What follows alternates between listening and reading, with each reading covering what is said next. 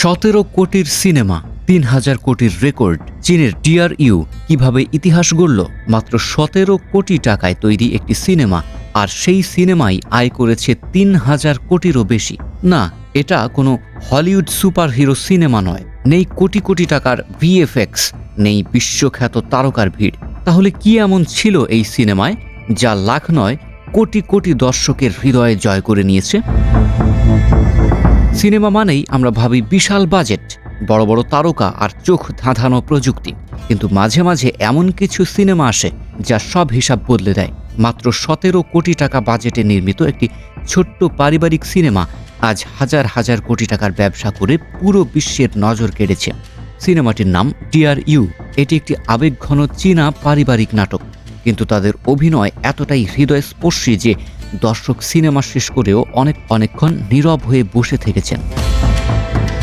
সিনেমার গল্পের কেন্দ্রে রয়েছেন এক বৃদ্ধি সুরৌ।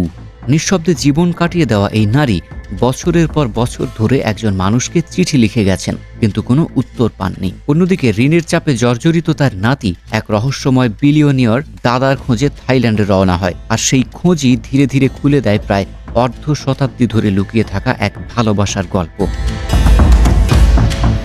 একটি অসমাপ্ত অপেক্ষা, একটি না পাওয়ার কষ্ট, আর একটি চিঠি যার প্রতিটি শব্দে লুকিয়ে আছে অগণিত অনুভূতি। এই গল্পই দর্শকদের কাঁদিয়েছে, ভাবিয়েছে এবং শেষ পর্যন্ত মুগ্ধ করেছে। একটি মেসেজ পাঠালেই কয়েক সেকেন্ডে পৌঁছে যায় পৃথিবীর এক প্রান্ত থেকে আরেক প্রান্তে। কিন্তু একসময় একটি চিঠির জন্য দিনের পর দিন, মাসের পর মাস অপেক্ষা করতে হতো। সেই অপেক্ষার আনন্দ, কষ্ট আর ভালোবাসার অনুভূতি আবার জীবন্ত করে তুলেছে DRU। আর এ কারণেই শুধু চীনে নয়, বিশ্বের বিভিন্ন দেশের দর্শকদের মন ছুঁয়ে গেছে এই সিনেমা।